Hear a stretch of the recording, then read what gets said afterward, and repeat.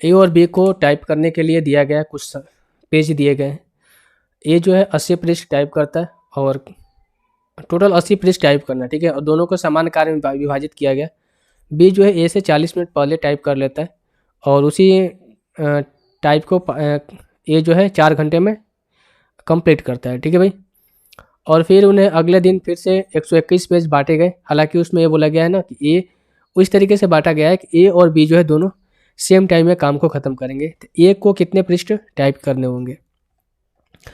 अब देखो इसको मिनट में मैं कन्वर्ट करूँगा, 240 हो जाएगा। यानी कि मेरा कहने का मतलब ये है कि ए जो है 240 मिनट में 40 पेज टाइप करता है।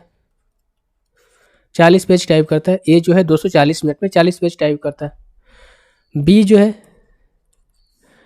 है 40 पेज टाइप करने में इससे 40 मिनट कम समय ले जाते हैं, यानी कि 200 मिनट में ये 40 पेज टाइप करता है, ठीक है भाई। तो अगर मैं आपसे ये बोलूँ कि इन दोनों की एफिशिएंसी की रेशियो कितनी हो जाएगी, तो टाइम अपन में वर्क अपन में टाइम अगर हम करेंगे तो एफिशिएंसी आता है। तो इनका एफिशिएंसी कितना हो जाएगा, अगर 240 मिनट में 40 पेज टाइप कर रहा है, 240 मिनट में 40 पेज टाइप कर रहा है, तो एक पेज टाइप करने में इसे 1/6 समय लगेंगे। यानी कि ए का एफिशिएंसी में बात करूँ 1/6 आ जाएगा, और बी का एफिशिएंसी की बात करूँ तो ये हो जाएगा कितना आपका 1/5 आ जाएगा। बी का एफिशिएंसी की बात करूँ तो 1/5 आ जाएगा, ठीक है। तब और ज़्यादा आपको बेटर अंडरस्टैंडिंग के लिए आप इसको ऐसे भी समझ सकते हो कि A/B का जो आएगा एफिशिएंसी का रेशियो, अगर 1/6 है तो यहाँ से टाइम का रेशियो जस्ट इसका रिवर्स होता है, तो हो जाएगा कितना आपका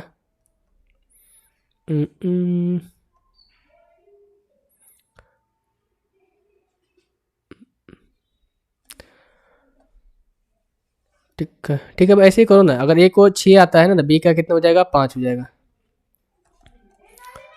सॉरी माफ़ करना यार, उल्टा में चीज़ें बदल जाती है, ठीक है। अगर ये आपका एफिशिएंसी का रेशियो तो टाइम का रेशियो जस्ट इसका रिवर्स हो जाएगा, तो 5 कितना हो जाएगा 6। तो 11 की वैल्यू कितनी है भाई 121 है, क्योंकि 121 पेज टाइप करना है, यानी कि 11। और बोला गया है कि ए को कितने पृष्ठ टाइप करने होंगे, तो ए को टाइप करने के लिए पृष्ठ की संख्या कितनी देनी होगी, इंटू 11 और इंटू 11, तो हो जाएगा कितना होगा 55, और इसको टाइप करना कितना 66। तो ए को कितना टाइप करने होंगे भाई 55 पृष्ठ, और बी को 66 पृष्ठ टाइप करने होंगे। ए को पूछा है तो ए का वैल्यू 55 आपका आंसर हो जाएगा। अब देखो दूसरा तरीका क्या है आंसर मार्क करने का। देखो ए जो है कम एफिशिएंट है, क्योंकि ए का एफिशिएंसी कम है और बी का एफिशिएंसी कम है। तो ए को जो भी आप काम दोगे, मान लो कि ए और बी दो व्यक्ति है और दोनों के सेम टाइम में काम को कराना है, तो जाहिर सी बात है ए कम एफिशिएंट है और बी जो है ज़्यादा एफिशिएंट है। यानी कि बी जो है 1 घंटे में ज़्यादा काम करता है, ए जो है 1 घंटे में कम काम करता है। तो हम क्या करेंगे, ए को कम काम देंगे ताकि वो सेम समय में काम को कंप्लीट करे। तो ए का पृष्ठ की संख्या कितनी होनी चाहिए, कम होनी चाहिए। तो वो 77 हो सकता है, नहीं हो सकता भाई। ऑप्शन नंबर 2 तो ऐसे ही नहीं हो सकता है, यानी कि ऑप्शन नंबर 3 भी हो सकता है, लेकिन ऑप्शन नंबर 3 कैसे होगा भाई, क्योंकि हमें देखो 121 में क्या है टोटल, अगर 121 पेज टाइप करना है तो कहीं ना कहीं 11 का मल्टीपल इसमें हमें ढूंढना होगा। तो 11 का मल्टीपल इसमें से 177 पेज था, तो कट ही गया। अब बचा कौन सा 55, तो इस क्वेश्चन का आंसर हो जाता। अब बाकी आपको चेक करने की जरूरत थी ही नहीं, क्योंकि जो भी वैल्यू आएगी ना अंत में हमें इसी में डिवाइड करना है, 121 पेज में ही डिवाइड करना है। तो जो भी वैल्यू आएगी वो 11 का मल्टीपल में ही आएगी दोनों को, या तो ए का या फिर बी का, या तो ए का या तो बी का। आप समझ रहे हो बात को, ठीक है। तो 11 का मल्टीपल 50 नहीं है, 77 है, 60 नहीं है, 55 है।